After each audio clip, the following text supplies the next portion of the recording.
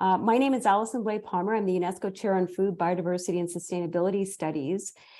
And we're really excited to be hosting this panel because it's really important to be talking about two things right now as we're steeped in COP27 meetings focused on climate change, and as we're moving towards meetings in Montreal around the COP15 meetings around biodiversity and the global biodiversity framework.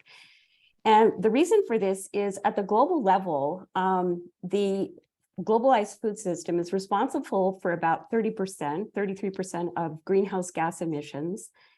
It's also responsible for about 80% of biodiversity loss and uses about 70% of fresh water. And yet within this context, despite the fact that this globalized food system is so, has such a big footprint in so many areas, only 3% of climate finance goes to food systems, and only a fraction of that, so a fraction of the 3% actually ends up being directed towards any kinds of sustainability solutions. And at the same time, so we've got this global context that's incredibly pressing and that is really influenced a lot by the globalized food system. We have food systems that deliver food to people that are very localized. So as Wise puts it, despite this global challenge, food system action at the global level can't address widely differing landscapes, societies, and levels of economic development, and how equitably the food is available. So in the world, in the end, the world is not fed in aggregate, and there is no collective we doing the feeding. And that's really the backdrop for today's panel. So it's this idea that we have this globalized food system and these global pressures that are impacting local communities.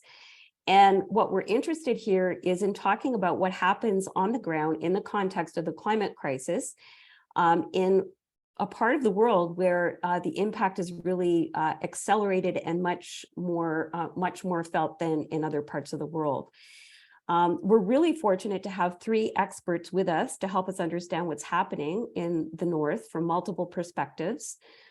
They're here to talk to us about the implications of climate warming, induced disturbances in the boreal forests, changes to wildlife habitats and distribution, and also the warming of aquatic ecosystems for northern food systems and biodiversity. They're going to be looking at the links between northern landscapes, the people, the food systems, and explain how their individual research contributes to how we understand changing northern ecosystems and how they could possibly be managed for the future. So what I'm going to do now is just give you an overview of what the expertise that each panelist brings to the table, and then I'm going to hand it over to them to give us their presentations in sequence, and then I'll come back and we have some questions that we'd like to put to the panelists to start to get a conversation going. So we're really delighted to have Dr. Jennifer Baltzer with us. She's the Canada Research Chair in Forests and Global Change and examines how three forest ecosystems and their tree species could respond to climate and land use changes and how these changes can affect our ability to predict forest long-term integrity. Dr. Stewart has been named the Canada Research Chair in Northern Wildlife Biology. She's an assistant professor at Laurier in the Department of Biology and does research in Northern Canada that will have important implications for the protection of animal species and natural resources. And finally, Dr. Swanson's research focuses on the impacts of climate change and associated disturbances on aquatic ecosystem health that will support the sustainability of Canada's water and natural resources, with special interest in freshwater ecology, fish ecology, and contaminant bioaccumulation. So we're really delighted and privileged to have you all here to think about these things with us. So if I could turn it over to you now, Jen, that would be great. And thanks very much to all of you for participating. Thanks, Alison, for that introduction, and hi, everyone. Next slide, please.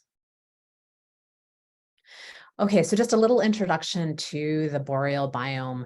You can imagine this as kind of a green crown around the top of the planet. It is the largest intact forested ecosystem on the planet, makes up about 30 to 35% of the forested lands on the planet, and is is largely intact.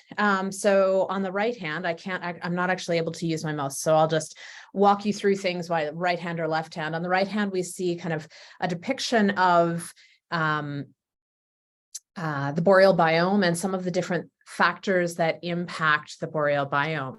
And so by and large, it's a fairly low biomass ecosystem. And you can see the trees on the left-hand side, they're pretty small, they're pretty short. There's not a lot of above ground biomass, but where the real power comes in this system is below ground biomass. There are thick organic soils that really dominate this system and store a huge amount of carbon. And so from a global carbon perspective, the boreal biome is really essential. It stores about 30% of the terrestrial carbon on the planet, and about 25% of wetlands are found in the boreal biome. And so lots of really amazing services that this ecosystem provides. The boreal is the main disturbance agent in boreal ecosystems is wildfire. And a lot of this is, lightning induced wildfire that for many parts of the boreal is not controlled or managed in any way. And so we have large natural disturbances that still play out at very large scales across the landscape. Another important component of the boreal is the fact that much of it is underlain by permafrost, and this is perennially frozen ground. And so you can see that in the A panel, the hatched areas are permafrost landscapes. And so this is another really climate sensitive component of the ecosystem. Next slide, please. Okay, so when I think about permafrost, I think about it as sort of the glue that holds the landscape together. And for those of you who are not familiar with this, it is pretty foreign to a lot of us. But you can see on the left-hand side a cross section from this is in the Northwest Territories, from the northern edge of the boreal forest, which is around Nunavik at about 68 degrees north latitude, where we have really deep and thick and cold permafrost. And then you can see the hatched area above the permafrost. This is the active layer or the seasonally thawed layer. This is the layer that thaws out every year and then refreezes, just like the soils here in southern Ontario do. Okay, as you move further south into the discontinuous permafrost zone, that permafrost breaks up and is discontinuous in the landscape, still fairly deep, still fairly cold, still fairly large fragments of the portions of the landscape underlain by permafrost. And as you move further and further south, this becomes more and more isolated until you reach around Fort McMurray, where we don't have permafrost in the landscape. And so you can see pictures of what some of those forest systems look like above that cross section. And for those of you who haven't had the opportunity to pull a permafrost core out of the ground, there are three depictions of that on the right-hand side. The panel that's labeled D is a really ice poor permafrost core. So you can have soil that's frozen that doesn't have a lot of ice in it. The E panel, you can see, has a really big ice lens. And this is where we start to have, vulnerabilities where that soil thaws out and that ice in the soil melts. We start to have really, really big impacts to the land surface and to the ecosystems that overlie that soil. And the bottom panel is an organic soil core from permafrost. And so that is soil that's actually made up of peat, so old plant material that stores that. This is how these boreal ecosystems store so much carbon. And so these are three different cores that we've pulled from the ground in different places. Okay, next slide, please. The second part of what I'm going to touch on in terms of disturbances is, and I should have mentioned in the permafrost slide that there are natural cycles of permafrost thaw and aggradation, so degradation and aggradation that have happened, on this landscape for thousands of years. But we're now at a point where we're starting to see the temperatures warming sufficiently, the climate warming sufficiently, that we're seeing, a balance toward degradation without the corresponding aggradation to sort of compensate for that loss. Now, the second disturbance agent that is really important to think about is wildfire. And this, on the right-hand side, we see a map of wildfire perimeters from 1980 to 2020. And so you can see that most of the boreal has burned at one point or another through that time. And it's a really important and natural part of boreal ecosystems. They burn and they recover. It's an important part of renewal. The pictures on the left-hand side are black spruce cones, and black spruce is, you know, one of these amazing species that uses serotiny to store seeds in its aerial in the canopy. And so the bottom picture shows a cone that's sealed shut with resin. As fires burn through, it heats up that resin, and the cone slowly opens and releases its seeds onto this fresh seed bed. So we have all of these amazing adaptations in the plant species that occur in these wildfire prone systems. Next slide. Okay, so both of these components, the ice and the fire, are both linked with climate. And what we also know is that high latitudes are warming about 4 times faster than the global average. And so these northern landscapes and the northern communities that rely on them are really living climate change. They're seeing changes happening on the landscapes faster than you can imagine. Next slide, please. One of these is really rapid thawing of permafrost, as I alluded to earlier. The upper panel on the left-hand side shows a map of sort of the southern part of the Taiga Plains and the Mackenzie River Basin in the Northwest Territories. This is a really carbon-rich landscape, lots and lots of peatlands throughout this region, and you can see those depicted in the far left panel. With darker reds being, you know, more substantial areas of peatland along that north-south transect.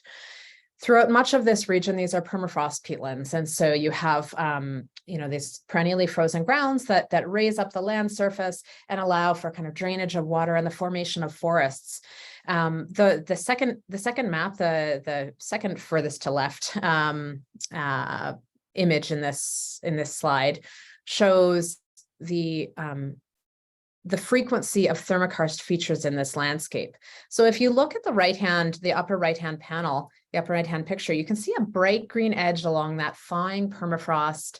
So you see the forest that's raised up a little bit just above the wet edge along it.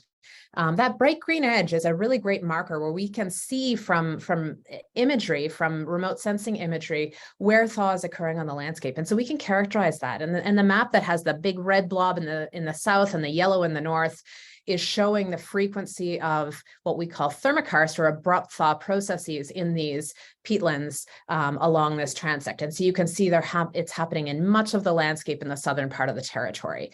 And when we think about those thawing landscapes, it's the kinds of pictures we see on the right-hand side of the screen, with these raised up plateaus thawing out, and that leads to ground surface subsidence, waterlogging along the edges, as you see in that trough along the edge. It destabilizes the trees. They're also very stressed from really harsh physiological conditions. I'm sorry?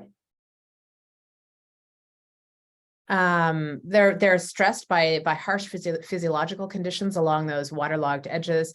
And so we're seeing increasing rates of black spruce forest loss. And these are black spruce lichen woodlands that are really important for wildlife like caribou, and conversion to these wetlands. But it's not just, you know, we don't just see, you know, loss of forest, we're seeing conversion of one forest type to another. So the bottom panel shows larch recruits, a different tree species, a deciduous conifer that recruits into these wet places and really does quite well. So we have the spruce forest dying out and being replaced by more open, wet, larch fen-like systems. And so a wholesale change in plant community composition, a huge change in the function of that ecosystem. So really big implications from both, you know, a biodiversity perspective and a function perspective. And you can see that the lower panels in this, the 4 pictures on the bottom of the screen, just show other types of thermokarst or abrupt thaw processes that we see in northern landscapes, from ramparted lakes on the left-hand side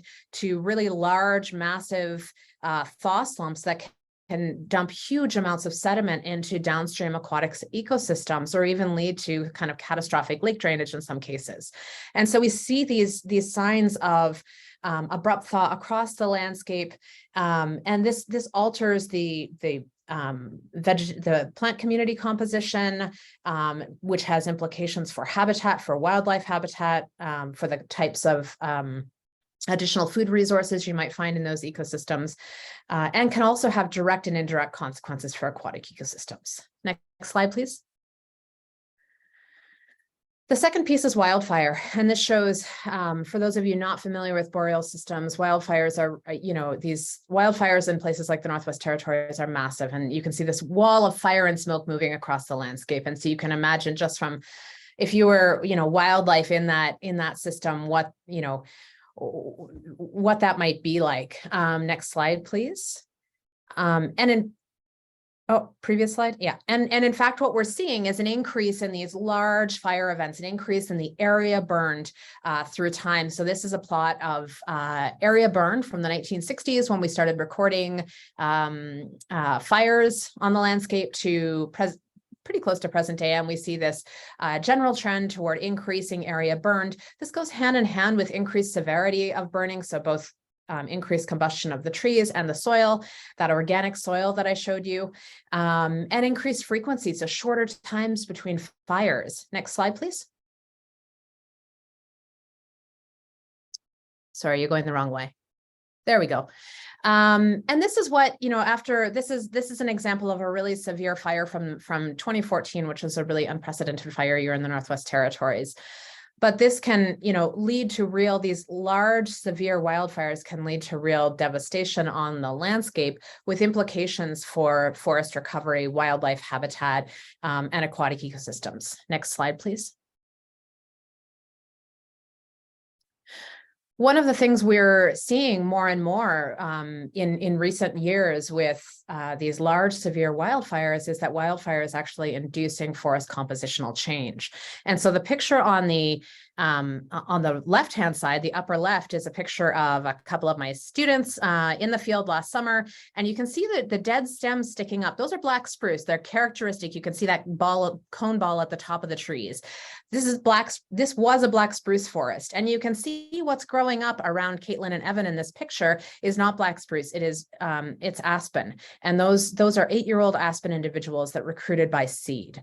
So we see this really, really remarkable change from a conifer dominated to a deciduous dominated forest in many stands, particularly in Western Canada.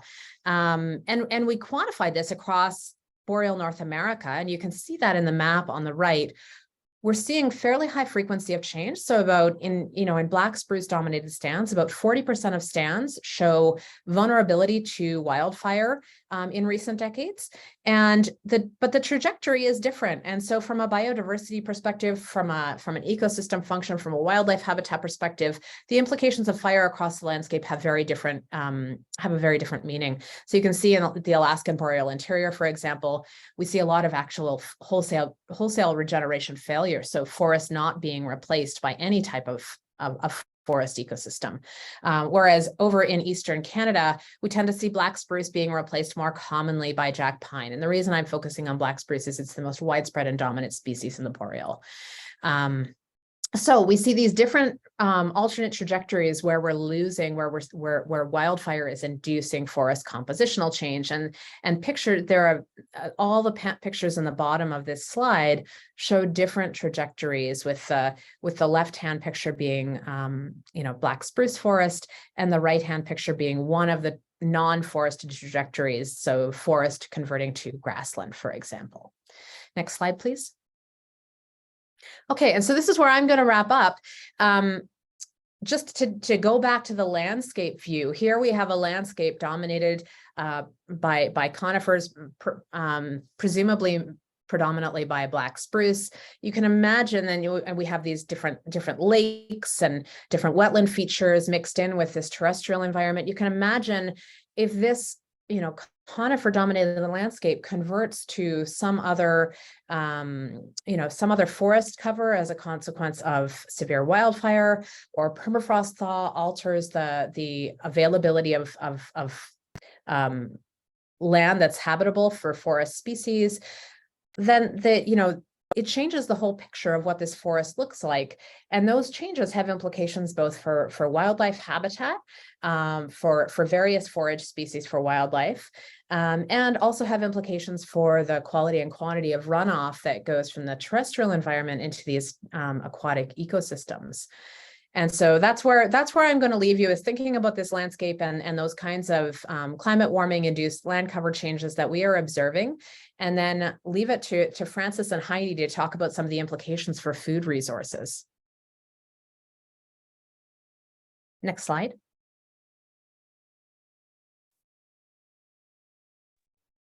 Okay, thank you everyone for being here. It's great to be talking about this. Click. Next slide. Dr. Baltzer did a great job going over the natural disturbance regimes to the north, but when we're talking and thinking about northern wildlife, a really important one to know about as well is, of course, anthropogenic landscape change. Here we have a picture of a mining site, and mining's becoming more and more prevalent in the north as it warms, and different industries are interested in minerals for exploration. There's other types of anthropogenic features as well, more common to the south of the boreal forest and less common to the north. But these all really alter where we find wildlife and how wildlife use the landscape. Click. Canada itself generally has really low amounts of anthropogenic disturbances. Here's a great recent pressure summarizing 12 different types of anthropogenic pressures. And just looking at the map, it does a great job showing that, areas of the Arctic, the northern mountains and northwestern Canada, and the boreal that we've been talking about really have quite low amounts of human modifications to the landscape compared to southern Canada. We're a country where we really cluster our impacts along the US border. And as a result, northern Canada has been cited as really a last remaining wilderness. The area is relatively intact. We don't have a lot of these small linear features for geologic exploration that cut up the forest. And some quotes are as high as Canada's northern region containing up to a quarter of the world's last remaining wilderness. Click.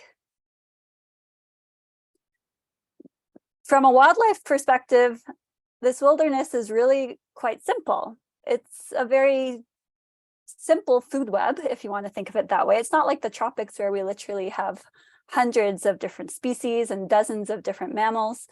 We really have just a couple. So we have a couple key predators, a couple different wolf species. Click.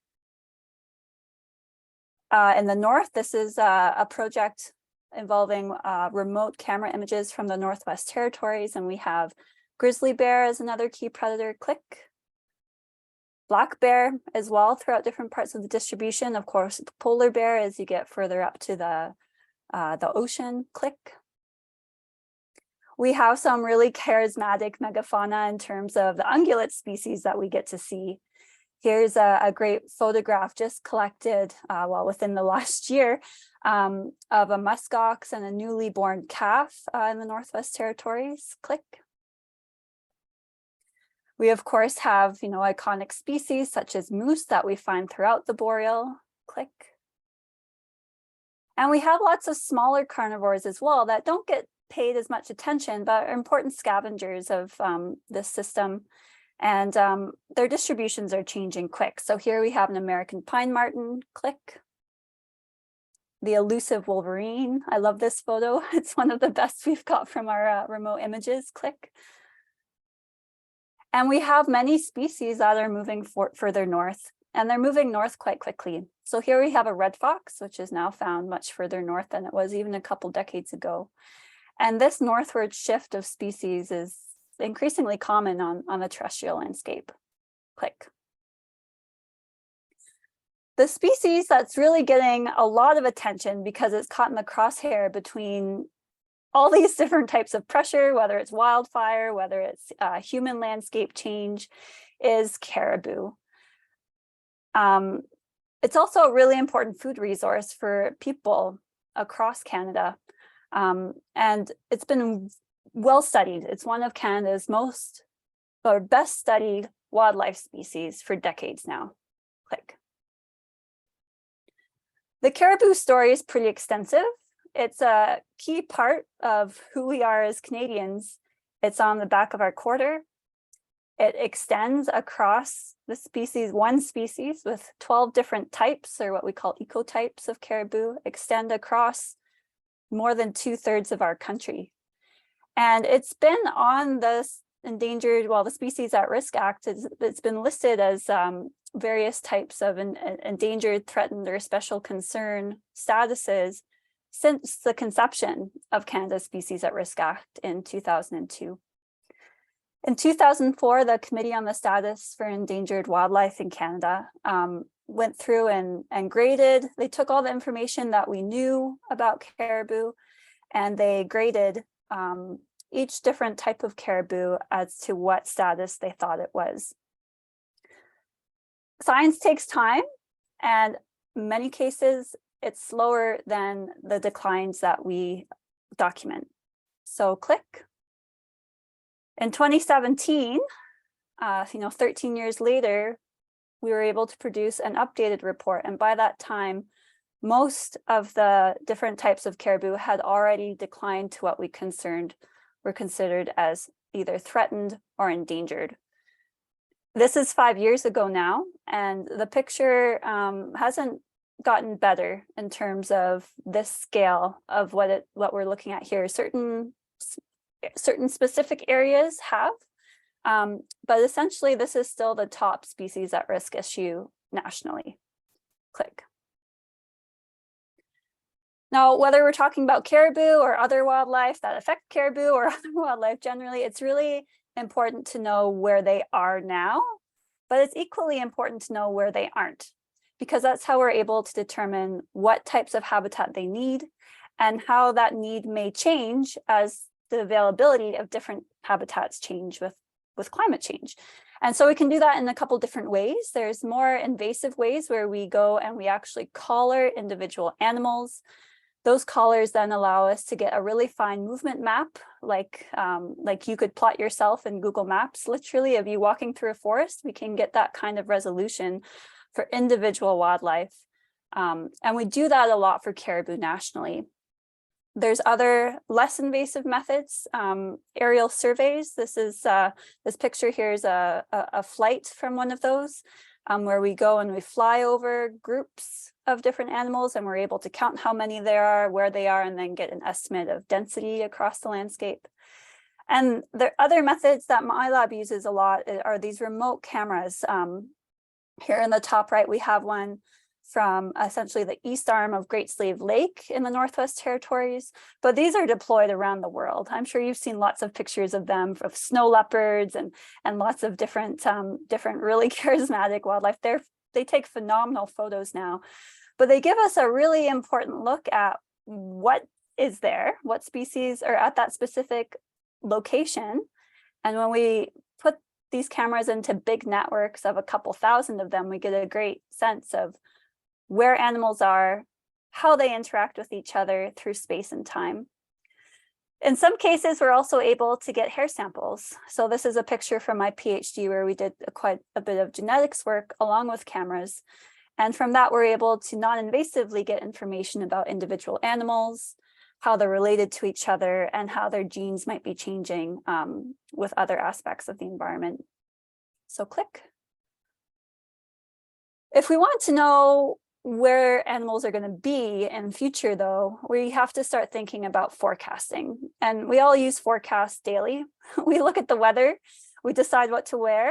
We might plan our weekend in terms of what's coming up in a few days and change it if the forecasts change. But in terms of ecology, this is really new ground that we're breaking. We need to know and have reliable models on climate. So that's great. The weather forecasters are good at doing that. Fire, as Dr. Baltzer mentioned, and how both climate and fire affect how the forest changes. If we're able to bring all that information together and simulate it through time, we're then able to start to predict where we expect different wildlife to be. And my focus on this has been mostly addressing the caribou issue. Click. The work we've done so far on this, it's hoped to be published in the next month, overlaps essentially a lot of what Dr. Baltzer was talking about with her map. So we're talking about the Taiga Plains ecozone in the Northwest Territories. It's a massive area.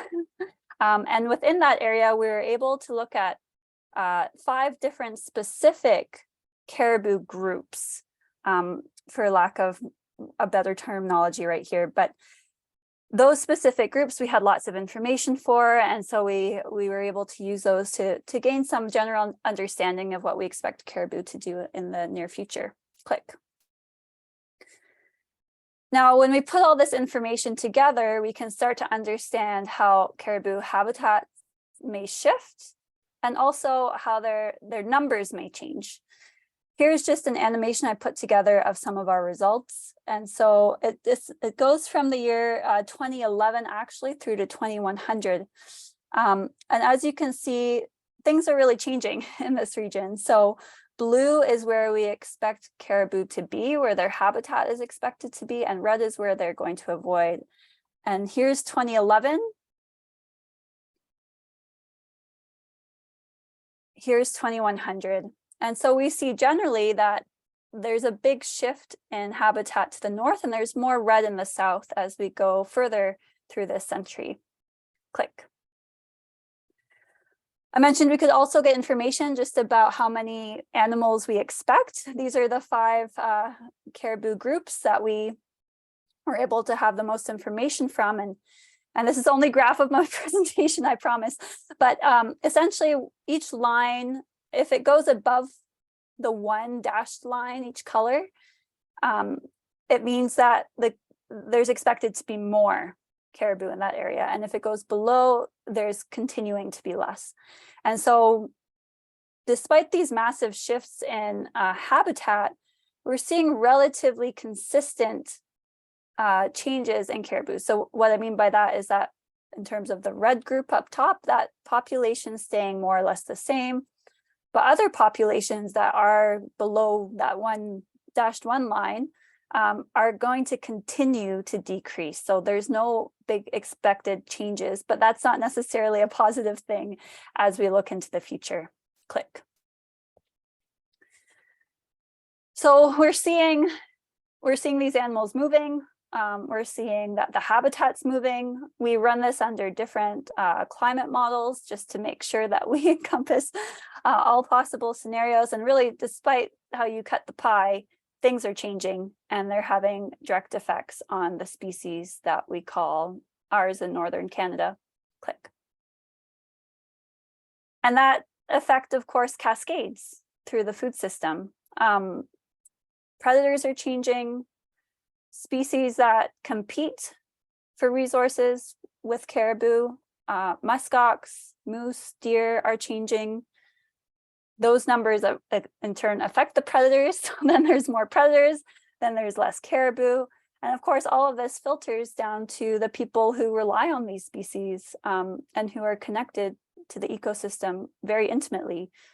I mentioned caribou is incredibly important food for northern people. Well, if that goes, their traditions go, their cultures go, and they have to quickly, very quickly really, within a generation, find other things to eat. So it's about wildlife, it's about us, it's about where we find wildlife and how it's all changing. Click, thank you.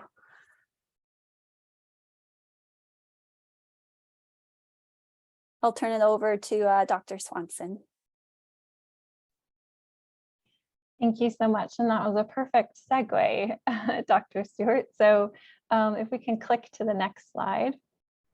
I'm going to zoom in a bit on a very particular area of the north and kind of tie together a lot of what Dr. Baltzer and Dr. Stewart were talking about. So this is a picture taken from within the traditional territory of Kluane First Nation.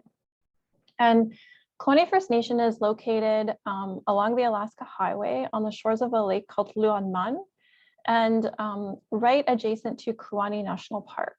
So Kewaunee National Park houses the largest non-polar ice field in the world, and so has really seen a lot of drastic effects of climate change. As well, the Alaska Highway was put through in the 40s and 50s, and this had a really dramatic effect on the community, the social fabric of the community, as well as their ability to harvest. On top of that, we have mining, so some of the impacts that Dr. Stewart brought up, as well as wildfire. So a huge fire went through this area about 10 years ago. So, excuse me, click. About 6 years ago, I was contacted by an Indigenous researcher working with Kewaunee First Nation, and this nation has a really interesting history. So back in the 50s and 60s, not only was the Alaska Highway put through, but Kewaunee National Park was created. And, you know, we have this view in kind of Western conservation that I think is slowly adapting to a different reality, that to conserve ecosystems, we have to take the humans out of them, right? So we restrict hunting and we restrict gathering and we restrict all of these activities. And so what happened was that the people of Kewaunee First Nation were effectively excluded from their food base. So they were not allowed to hunt. And their traditional foods were moose and sheep. And so not only were there these effects of climate change being felt, but there were legal ramifications, like it was illegal for them to harvest. This changed in the early 2000s when the regulations in the park changed to allow subsistence harvest. But this is when climate change started to be felt. So what happened is the moose and sheep moved. The sheep started going higher and higher into the high alpine, and these are really dramatic mountains. Like this is where Mount Logan is, right? The highest peak in North America. So very inaccessible and remote. And the moose just started moving to different habitats. And so what the nation decided was that, okay, look, like some of these country foods are becoming less available and we have to adapt. So they started working on a climate change and food security adaptation plan. And so this was not a project started by me. I was just kind of brought in for like this tiny little piece of technical backstop. What they thought about was like, okay, you know, traditionally we've harvested moose, sheep, caribou when they're around. Those aren't here as much anymore, but we have this huge lake right beside us. And traditionally, they were not a fish people, but they thought, well, there's this potential source of food that we haven't really exploited much before. So maybe that's part of our food security adaptation plan. The potential issue with this is that the fish in that lake trout and lake whitefish are generally really great, but lake trout can be quite high in mercury. And because of the construction of the Alaska Highway, it was well known that not only can there be high mercury in these lakes, but also PCBs and DDT as a kind of unfortunate legacy from that construction. So the community and lead social science researcher contacted me and said, could you take a look at the mercury in these fish so we can decide if they're safe to eat? And then also, is there anything that you could help us do with predicting the effects of climate change on mercury in the longer term? So click, please. So this morphed into a really exciting, a very challenging project. Physically, the lake is really difficult to work on. It's 70 kilometers long, 80 meters deep, and sandwiched between two mountain ranges. So it's subject to what's called katabatic winds that come off the glaciers. And it's really difficult for the community and us to get boats on the water. So what we did is we worked with the social scientists and community members and recruited youth who came out with us to harvest fish. And this was really great because this community, as I said, there weren't that many fishers in the community because that wasn't traditionally the main food source. So the idea here was to like train folks in fish harvesting. I should also note that this community, like all communities of salmon people, have been profoundly affected by the catastrophic declines in salmon. So the one fish that they did rely on also was no longer there. So this was kind of like a capacity building exercise within the community as well. Youth harvested the fish, and then we went into harvest camp where berries and other foods were also being collected. And we sampled, which is shown in the middle picture here. My baggage got lost en route to this harvest camp, which is why I'm wearing a cowboy hat from the fast gas on the Alaska Highway. and somebody else's shirt. And then on the right-hand side picture, that's Norma Cassie. She's a pretty well-known Indigenous leader, and she's teaching the youth how to conduct traditional knowledge interviews with their elders. And this was all going towards, formulating this more wholesome food security plan. So next slide.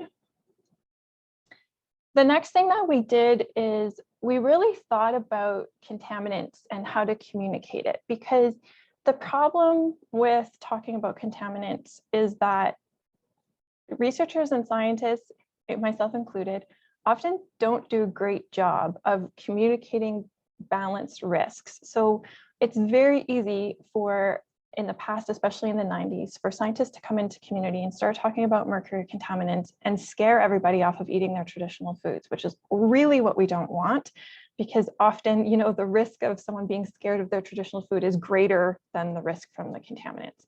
So we also wanted to build more capacity. So to achieve kind of both of the aims of getting a better mode of communication back to the community, building trust and building capacity, we initiated this youth researcher exchange. Next slide. So what happened is the youth who had harvested the fish in harvest camp, as well as the elder and Norma and a youth counselor, came down to University of Waterloo, and they analyzed the fish themselves for mercury, and then not all of them, but some of them, and for age. So here's a picture top left of Nadea. He caught the biggest lake trout in the sample set. So he's aging his fish, and it was 42 years old.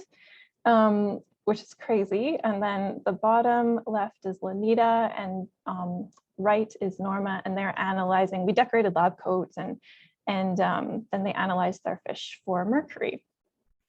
And then what happened is the youth, so Lanita and Nadea, I was back up, of course, but we went back up to Cloney First Nation, and it was Lanita and Nadea that conveyed the results back to the community.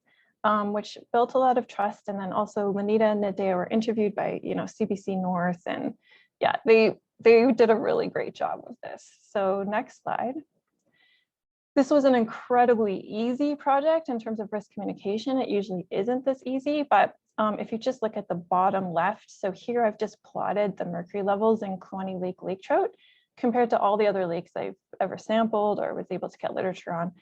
And basically the mercury levels in this lake are really, really, really low, like very low. And the levels of nutrients like selenium and omega-3 fatty acids were through the roof. So these are incredibly healthy fish. So it was a very easy project for the youth to communicate back, and also was great news for their food security story and or strategy, sorry. So the same was found for PCBs, DDT, and everything else that we looked at. Next slide. What happened from an output from this project was because like I said, the little contaminants piece was quite small, but it was all worked into a film made by Tuki Mekrity. He's an Indigenous filmmaker in Yukon, and this is on YouTube if anyone's interested, and kind of film documents the process, but also the outcome, and it links to the food security report for the nation. And there's a local community member doing the background vocals, and it was really, really nicely done. So next slide. So we thought, oh, that's great. What an awesome story. And then this happened. So this is the south end of Fluhanman, or Kluane Lake. And this is called, in English, it's called the Slims River. In southern Tuchone, this is called Aichu. And so on the left-hand side is Aichu before 2016, and on the right-hand side is 2016. So what's happened here is that Fluhanman is fed by the largest non-polar ice field in the world, so it's mostly glacial input. And the fact that it was glacial input really drove the low contaminant concentrations, because if you can imagine this really muddy water entering the lake, those glacial fines bind all the contaminants and then settle out to the bottom. What happened in 2016 is that the head wall of the glacier that fed this lake collapsed, and the river took a hard right in what's called a very dramatic headwater capture. This means that an entire watershed moved from this watershed into an adjacent watershed that now goes directly into the Bering Sea via the Alsac. So the lake level dropped catastrophically 10 feet within a year. Everyone's boats are now out of the water. Now we have a new food security problem because we can't access the lake. But also, now what's going to happen to the contaminants because they were low because of the glacial silts. So what we did, next slide, this was actually quite lucky. So this is a map of the lake on the left, and IU2 is at the very bottom left. You'll see Sheep Creek, Bullion Creek. That's where the Slims River or IU2 used to come in. I guess there's some very fortunate circumstance, but we happened to take sediment cores in 2015 from the lake in advance of this diversion. And Hluanman has this incredibly interesting history, which is it's documented in oral history, and we also see this in sediments. So the lake actually used to flow the other way, and then a glacier on the other side of the lake collapsed, and about 400 years ago in the 1600s, the lake tilted like this. And now this glacier has collapsed, and now the lake is like this. So we can actually start to make some inferences from the sediment cores based on the previous hydrologic history and the mercury accumulation in that core and project into the future. And so far projections are that even with this catastrophic loss of the glacial inputs and silts, that the mercury concentration should be fine. And so the nation now is working on basically infrastructure so they can rebuild access to the lake in terms of boat launches and appropriate watercraft because the draft is so much shallower now. Next slide. So I thought this was a really great summary of kind of this whole project. So this is Jared, and Jared is a youth counselor from Kalani First Nation. And so when we always do these like icebreakers, whenever we bring youth down to the lab, we decorate lab coats just because it's a fun thing to do. And Jared said, yeah, Heidi, this is how you think. You think in terms of the periodic table, and we're thinking in terms of food security, and that's how we're blending it together. So yeah, I know it's a kind of a pinpoint sort of zoomed in project, but I thought it kind of ties together a lot of the themes we've been speaking about today. So thank you very much. Thank you so much, Dr. Swanson and Dr. Baltzer and Dr. Stewart, for a fantastic and really a far-reaching overview of what's going on historically, but also in the context of climate change and all the different pressures that the ecosystems and the peoples of the North are experiencing, or the people who you've worked with. So I've got quite a few questions, as you know, for you. But what I'd like to do first is just throw it open to the audience in case there's any questions, burning questions or otherwise, that people would like to put to you. We don't have so many people on the webinar that I think we need to go to the chat box. We can do that if that's easier technically for people. If it's easier for you to type a question in the chat box, we can go with that. But we'd also love to hear from you. So if you want to unmute yourself and ask a question, maybe put your hand up so we can see who's out there, that would be great. Maybe while people are getting started and thinking about their questions, I can get started with one that we're interested in discussing with all of you.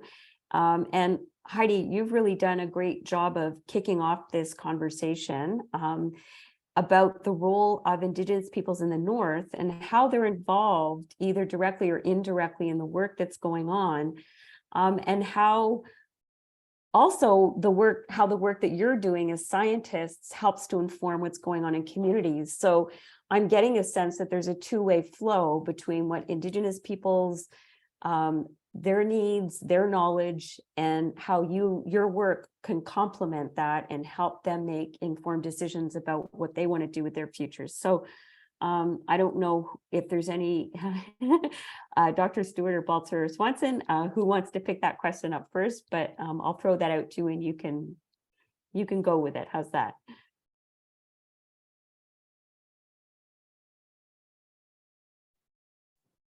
Everyone waits for the other person to unmute.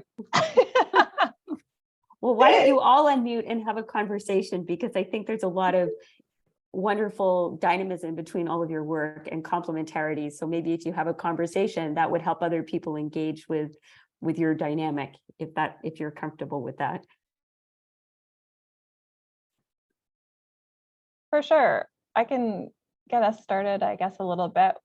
What you just said, Dr. Blay-Palmer, it's kind of how I'll speak for myself here, but it's kind of how things are framed in a lot of the projects that I'm working on right now, where it's very two-way. And so most of my research, although not all, in the North is based on a community question. So I'll get a phone call from an HTO or a community asking for specific guidance or support about a specific question. And then the challenge for me comes in meeting that community priority or addressing that question, which is not always super well aligned with the scope and scale of an MSc or a PhD. So then it's up to me to kind of be creative and be like, okay, do I answer this just with a technician? Can I put an MSc on top of the community question? And that's what happened with Kluane. Kluane First Nation didn't call and ask, could you do a paleolimnological, study of the sediment cores and hydrologic history? That was kind of an add-on that could make that project into a master's, but also answer the community question. And so maybe we'll go in reverse order, and I'll pass to Dr. Stewart. Yeah, sure. I'm at a very different career stage than the other two professors in the room here. I have been in my position for 1 year, and so I'm certainly learning how to incorporate Indigenous people and Indigenous knowledge into or co-produce it with my work. And I really appreciate Dr. Swanson's work. She's truly a leader, actually, in this. And so we're all learning from her, to be honest, Alison.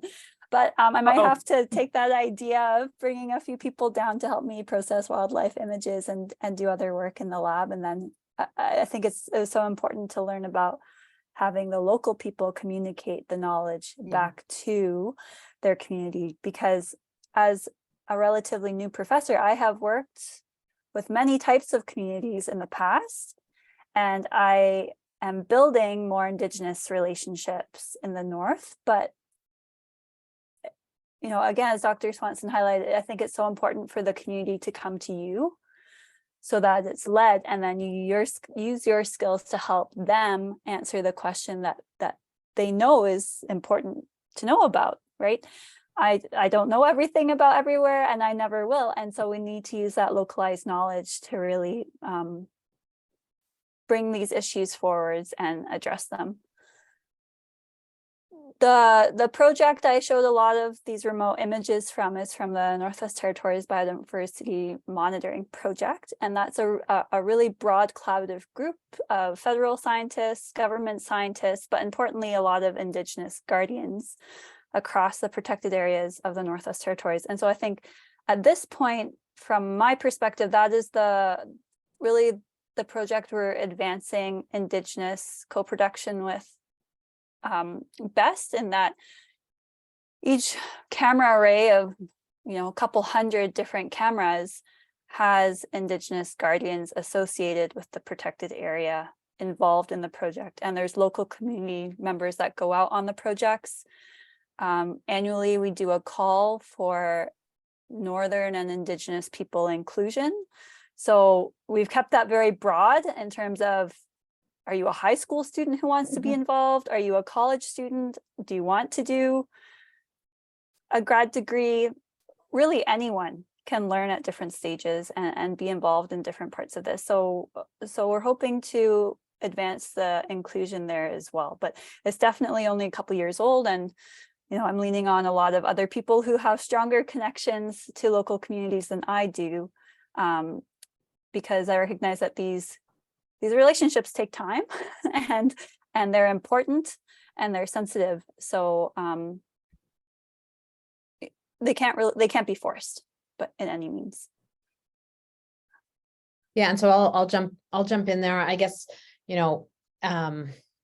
like Frances said, I always watch the kind of approach that Heidi takes and think about how I could better emulate that in my own work. A lot of the questions I'm asking are at a really large spatial scale, and that makes it challenging to think about community engagement when you're talking about, millions of hectares of forested land burning and so many different communities that were impacted in very different ways and with very different concerns. And so a lot of the questions that we try to address are kind of, you know, questions that consistently come up across a number of communities that, you know, that we think we can help to tackle at these large scales. So a great example of that is after the 2014 fires, so many communities were impacted, and there was a lot of concern about what those fires meant for wildlife habitat. And those are the kinds of questions we can ask. Those are not specific to an individual community, but they provide information about, you know, that they provide information to communities that may help them in planning. And one of that, I guess that's been a challenge for me, is thinking about then how do you actually work directly with communities to bring that information to them, in a meaningful way, and to engage in the work. And I've been, you know, really fortunate to work in a couple of communities, kind of in, you know, in the southern part of the NWT, where we take some of that large spatial, you know, the large scale information we're collecting, but we're also collecting it on the lands of specific First Nations or Indigenous communities. And so moving away from that large spatial scale down to a more place-based approach, where we can work on the land with community members to share what we're doing, to hear about, you know, what their concerns are about, you know, how these systems are recovering, for example, and to integrate some of the information that we are collecting into local initiatives to try to understand landscape scale at a smaller scale, at the scale that's relevant to those communities. But I've increasingly been thinking about how do we, you know, how when I'm designing one of these kind of large scale efforts, do I also kind of design subsets to be able to address specific place-based questions in communities that are linked with these larger scale questions, but won't be addressed with, you know, the stratified random sampling approach that we might take to try to scale up to a big map, because those may not be the specific places that those communities want to learn about. And so that's something I've been thinking a lot about, and would certainly value any input into how to make that happen better. But I think a continuous learning process.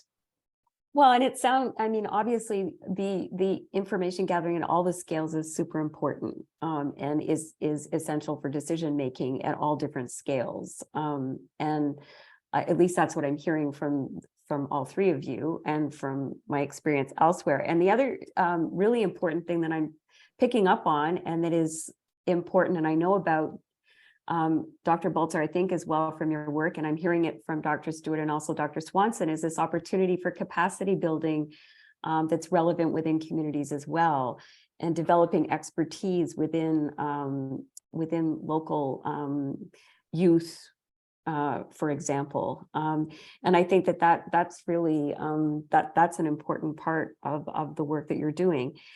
And sort of, Dr. Baltzer, building on what you were just saying, and not to put you on the spot, but maybe we'll go backwards this time, Okay. if this makes sense. But if it doesn't, Dr. Stewart and Swanson, please jump in as well. But and this sort of speaks back to a conversation we were having before we opened up, before we got started, and that is this global context and how what's happening up in the north, because it really is, in a way, sort of in some ways the canary in the coal mine, because the impacts of climate change are being felt at an accelerated rate up in the north. I mean, you know, there's desertification pressures in other places as well, so that's not the exclusive purview of the north by any stretch of the imagination. But I think that there are possibly important insights that come from your research and what's happening. So I'm just wondering, do you see that your work in the north has lessons for people outside the north, and things that your work can teach people? Oof, and you're starting with me, huh? Well, you're the bigger scale. And I mean, all of the work that you've done on landscape changes and forest fires and all of those things are, to me at least, seem like they have important kernels in them for other people to know about in terms of monitoring and evaluation and understanding what's happening because of climate change. So maybe there's something there that's transferable.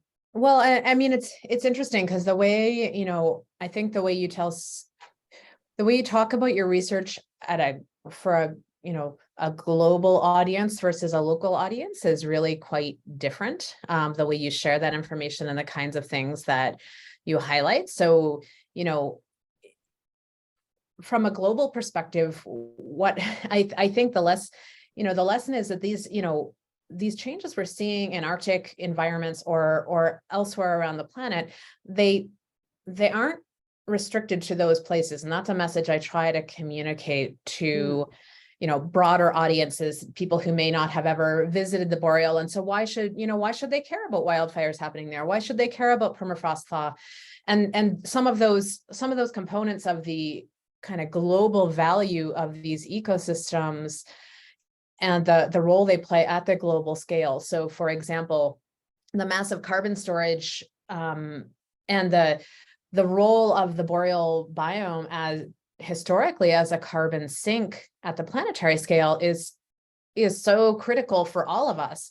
And some of these pressures, permafrost thaw, wildfire, various other disturbances that are increasing in the system, those are starting to move the balance toward away from this system being a carbon sink and toward it being a carbon source. And so when I'm, this is the way I try to communicate some of this work at those, at the kind of more global scale, is that we really need to be, thinking at that global scale about changes that are happening in different parts of the planet, because what happens in the Arctic doesn't stay in the Arctic. And I'm sure if I, knew more about changes happening in other systems, you could probably draw similar parallels in those systems in terms of global ramifications of changes in different parts of the planet for the rest of the planet. But most certainly, the boreal and Arctic ecosystems are really essential from a freshwater perspective, from a carbon perspective, and maintaining those systems and protecting those functions, even if you don't care about all of the rest of the stuff that's in those places, is really important from a planetary health perspective. And so that's often, I think, the kind of message that is shared to a broader community. Does that answer your question, Alison? Yeah, that's fantastic, Dr. Baltzer. And I think Dr. Stewart's introductory slides really helps to speak to that as well, in terms of what's going on up in the north and why that's relevant for the rest of the world. So I think or were they your slides, Jen? I'm sorry, I might be conflating your two slides. Sorry. Oh, I'm not sure. And I and I'm sure others in this group could speak to this a little bit better than I can, but there's also the kind of social justice piece of all of this, is that we've got these really, these regions in the world that have low population densities that really aren't contributing in a substantial way to greenhouse gas emissions, and yet are bearing the brunt of the impact. And that's something that I think all of us should care about. Yeah, I think that's a really good point. And something that we were discussing before as well is the effects of monetizing nature and using carbon offsets, for example, around the world to justify or enable fossil fuel-based activity, for example. So there are obviously implications in many ways for that, in what's happening in the boreal forests and the biome that could well be impacted by those kinds of initiatives. So Dr. Stewart or Dr. Swanson, I don't know if you have any comments to add to what Dr. Baltzer was saying about the lessons from the north for other parts of the world. I'm happy to be monkey in the middle. Let's go second again. The only other thing I was thinking there was just in terms of like the terrestrial wildlife perspective, many of the species I mentioned, they're circumpolar. Those maps on the first few slides could be vegetative species, plants in the north, or they could be many wildlife species too. And how those wildlife have changed through time are really, it's a function of how the forest has changed, but it's also a function of how people view them, right? In terms of, again, caribou in most of northern Canada, they're wild. Yet in the Sami in northern Europe, reindeer are the same species and they manage them in very different ways. And so, so just that concept of these species are circumpolar. They change in different ways across that circumpolar distribution because of humans, not because of natural changes. And the world is changing in the north due to climate change in a different way, 4 times faster than other parts of the globe because of humans. And so just that barometer of the planet, the north really being that barometer of planetary change, whether it's climate change, whether it's wildlife change, whether it's forest change, I think is a really a powerful visualization in my mind that is a good message for the rest of the world. Thanks. Yeah, absolutely. And I think that that's such an important contribution. And as Jen was saying, it's hard to get that message out though. And I think one of the things that's worth thinking about is how to share that information in a way that resonates with people, because it is distant and it is hard for people to understand what's going on up in the north. So that makes it challenging. Heidi, is there anything, or sorry, Dr. Swanson, is there anything that you would like to contribute to the global perspective on this? You're falling into my no doctor. Yeah, no, Heidi is good. Heidi is good. Okay. Yeah, first of all, I will say that, I'm always trying to emulate people like Francis and Jen who work at these huge spatial scales that are so relevant. Everyone's always asking about the generalizability of my results. So I think one thing is to recognize, like, we all have strengths and weaknesses in the way that we do research. And I'm not great at working at large spatial scales, mostly because I'm kind of scared of meeting very different groups of people. I like working with groups of people I know. So, but to the point of like lessons for the rest of the world, I think what I would say is that when I'm talking with my colleagues who work in Zambia and Ghana and other regions of the global south, there's a lot of parallels. So the context is often different, but there's often common threads of colonialism, common threads of monetization, and common threads of peoples who historically were deeply connected to ecosystems for subsistence livelihoods that were then cut off from that subsistence livelihood, mostly through social policies, cultural policies, economic policies. And now when we layer on climate change, we have, those monetized and colonial systems are no longer functional, but also the adaptability and resilience to change has been compromised because of the disconnection of those peoples from the ecosystem. So I think that one thread there is that rebuilding the connection between peoples and their ecosystems, which is, what's happening in a lot of communities in the north, is leading to a lot of the adaptation plans. Yeah. And so I think that that's really actually quite generalizable to a lot of populations around the world. Yeah, and that actually, in terms of how the way that research gets directed, picking up on a question from Laura, and I don't know if she's still on with us or not. So yeah, I see her down there. Oh, okay, great. Thank you. Thanks, Jen. So Laura's interested in, and she gave us this question about 15 minutes ago, so my apologies, Laura. In the same thread, do you find that major granting agencies support work and research stemming from Northern community concerns? And are there still barriers that prevent funding this type of research? And I guess that speaks to both local interests, through local governments or federal governments, as well as global sources of funding, and across the disciplines as well, because I know different pots of money are available for different types of research. So Laura, is there anything that you'd like to add to that question? It's always, I know questions get chopped off when you try to put them into chat boxes. Yeah, no, thanks. Yeah, I guess I'm a student, so I don't apply for these big grants that are, that a professor would.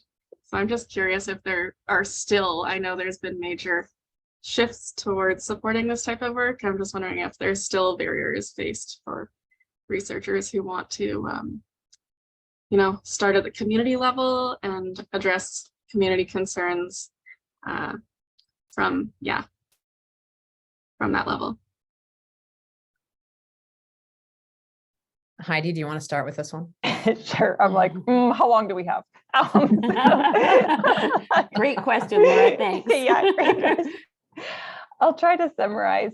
So barriers that prevent funding. There is, like you say, Laura, a lot more funding available for both communities directly and for researchers working with communities.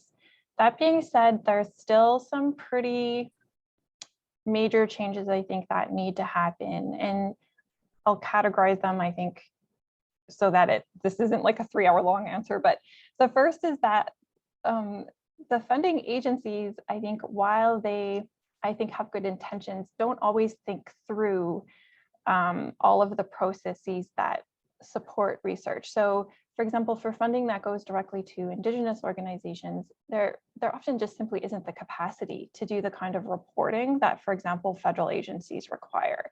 There isn't the administrative capacity within communities, let alone the technical capacity. So then what happens sometimes is if you can find, a PI that's willing to sort of do a lot of that work behind the scenes, you can make it happen. But really, the federal agencies they don't really take into account the fact that if you have a community-based project, you are going to almost every time you're going to need to carry forward the funds. There could be there's going to be any manner of community crises, floods, fires, suicides, elder deaths, everything that can just kind of push the timeline of your project, and that can be quite difficult. I think as a less established researcher, there are still, I think it's getting better, but in the academic community, there's a lot of pressure to publish in good journals and look at things like your H factor. And I'm pretty passionate about this. There's a trade-off. You can't do all of those things well. You're not going to get 3 papers in Nature and be up in the NorthTech community meetings for 6 months every year. It doesn't, there has to be some give and take. And so flexibility in terms of how folks are evaluated, I think, is very important. Recognizing that everyone has different strengths. I'm not a nature or science researcher. I never will be. And that's fine. There's lots of other people that can do that, right? And so I think that is slowly changing. And then the other thing is that people are very quick to think the funding agencies want to be we want to fund these community projects.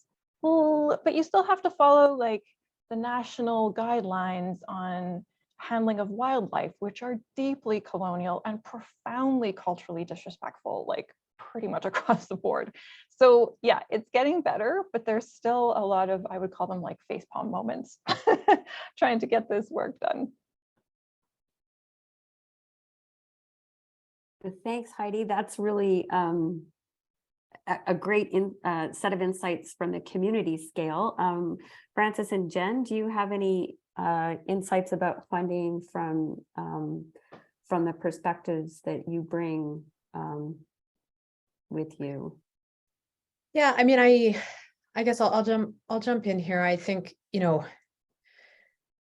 I haven't been involved in the kind of community, the kind of project that Heidi is describing, where the money is funneled into the community and you need to be able to, really actively work with the community to make that project come to fruition.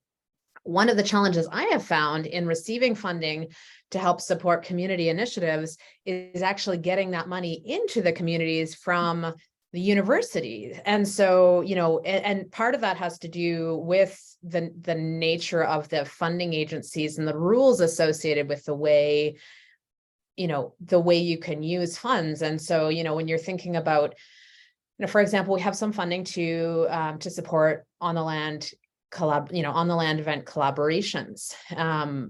Those are organized, and you know, everything about those really is organized by the communities in collaboration with folks here at Laurier and other places.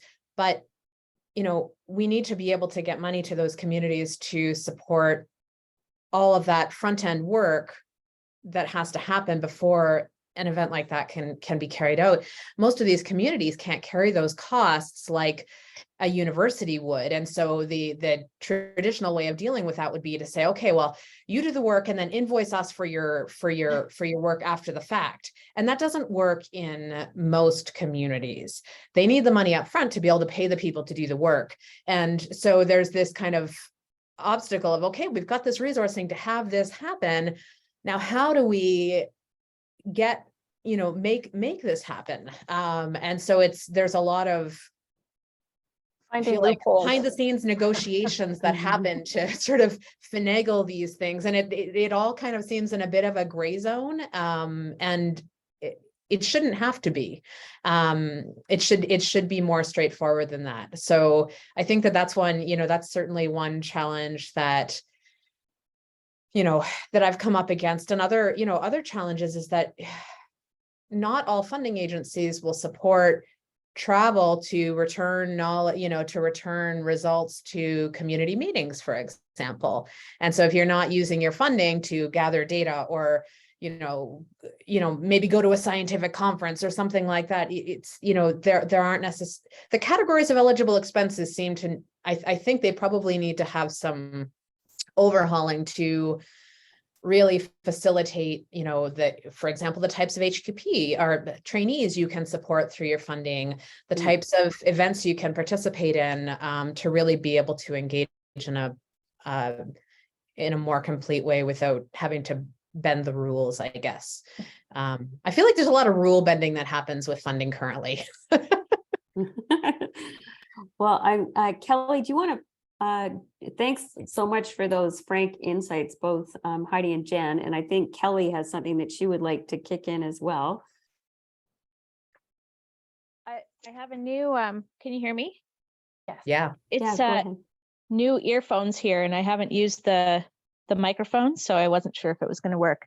I was mostly just agreeing because, and I'm at Waterloo, so not at Laurier, but this has come to a head recently because even the ways we used to do things, the university's telling us we can't do it that way anymore. And now they're telling us to do purchase requisitions and do all these different levels of administrative things to try and move the money into the community. And right now we're trying to pay for community harvests, and we can't move the money in a timely way or in an easy way. And it's a big administrative burden all around. So not only for the researchers, but for the communities that we are working with and their corporations, right? So we need to do better as institutions to break down these like very structural colonial type barriers about moving that money into the communities, because we have to be able to do that. That is necessary to maintain relationships. And as Heidi was saying, we can't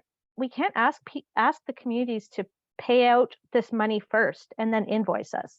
It's Yeah. Especially if it's like on a scale of like $30,000 to $60,000 worth of work, or you know, like it's not possible to make requests like that. So yeah, we're definitely feeling the same challenges. Thanks for chiming in, Kelly. Much appreciated. And it's interesting because I think that you're talking across funding agencies as well. And also, so you're talking about CIHR, NSERC, and maybe some SHRC funding. So this is a problem that's common to the Tri-Council, but I'm also hearing it's a problem across different scales of funders. So federal and territorial, provincial. So yeah. So very problematic for everybody trying to get the work done and trying to include in a meaningful way, community participants and do actual participatory action research.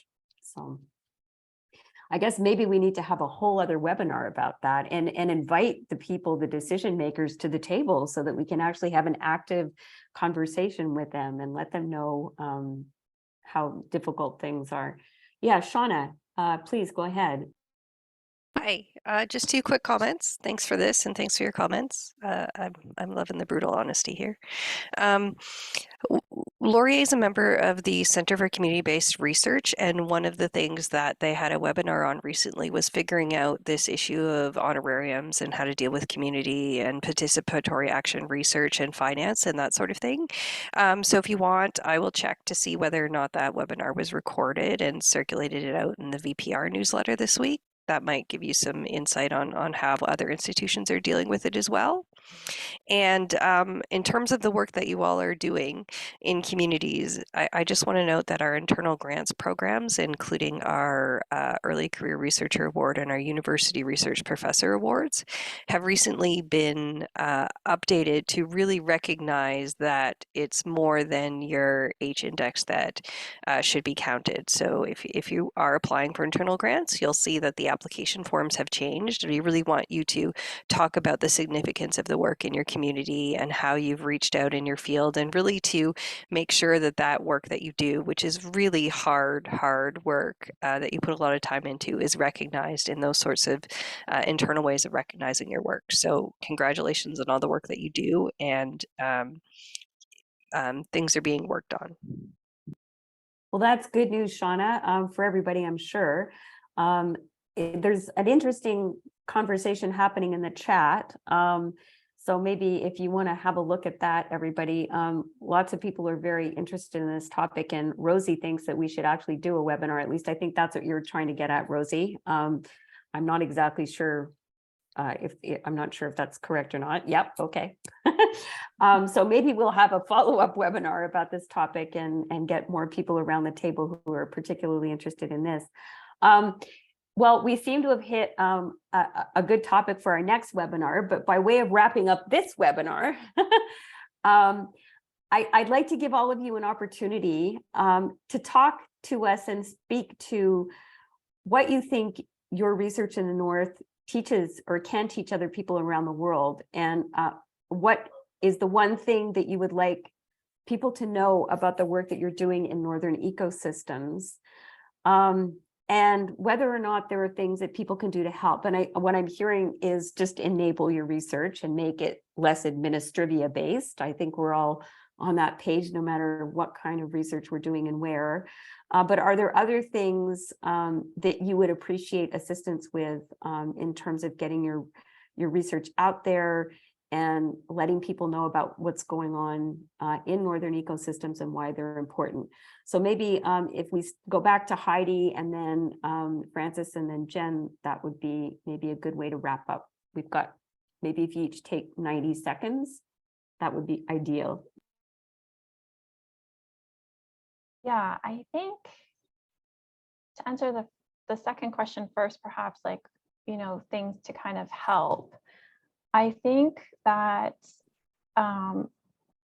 whenever I come back down south after the field season, I call it reverse culture shock, because like when we're up north, like the problems seem real, like they're real, like there's no drinking water, there's a huge flood, like there's a giant forest fire, there's community crises and mental health things to navigate and people to support. And then so when you come down south and someone's like, you didn't fill in box 29B of this honoraria form correctly, it can be like really, really frustrating because you've just been like gripping the steering wheel with like white knuckles for 3 months trying to make this happen.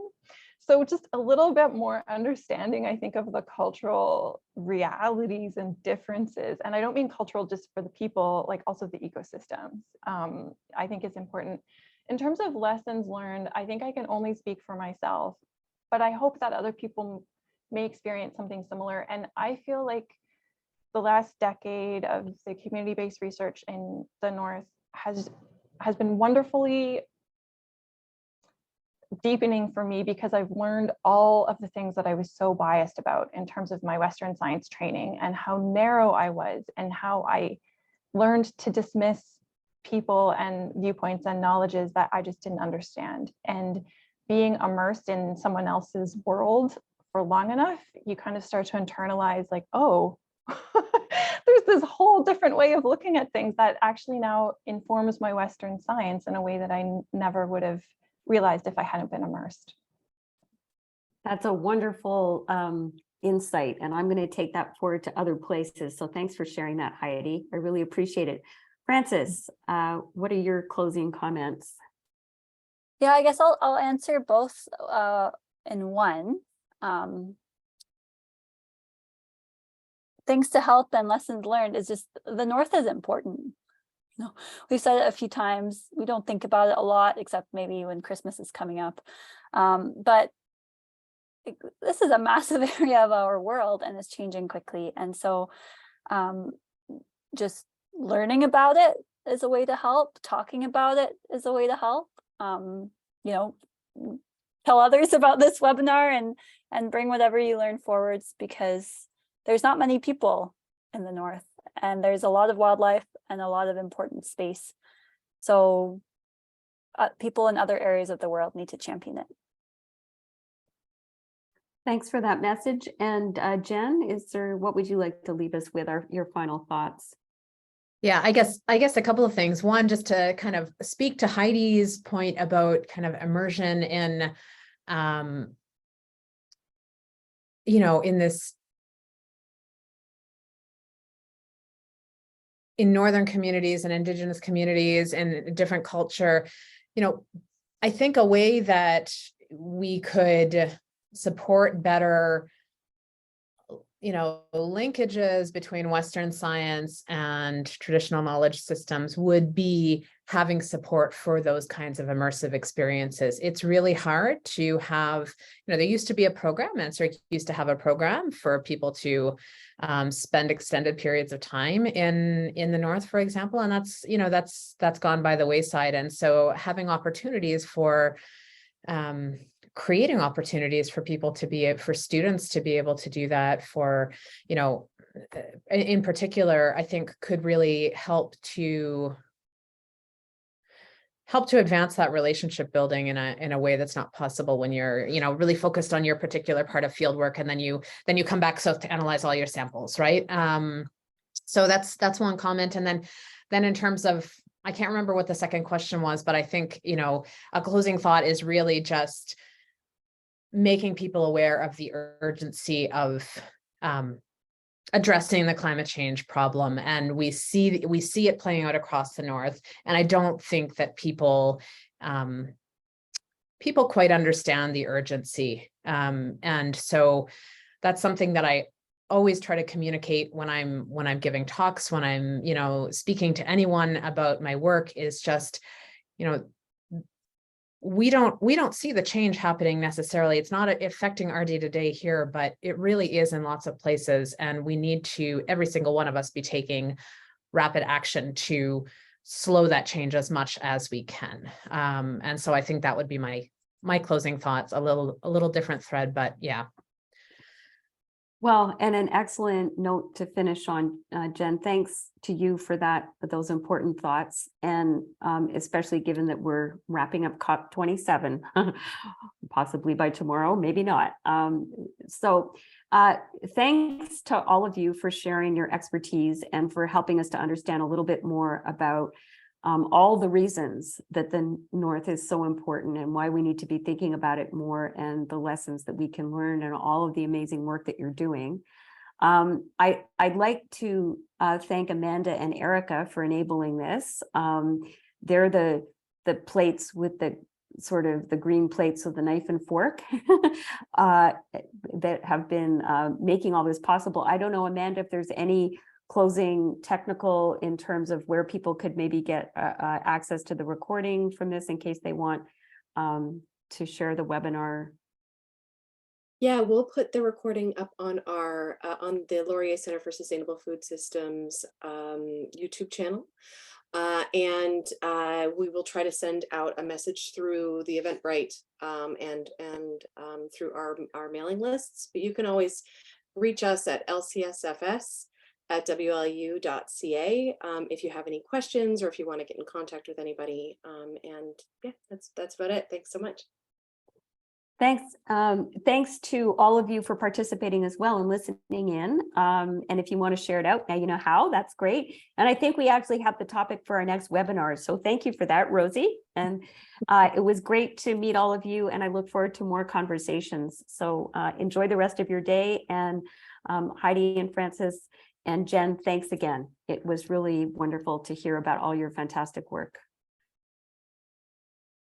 Thanks, everyone. Thank you Thank so you. much. Thanks. Bye. Thank Bye-bye. you. Bye.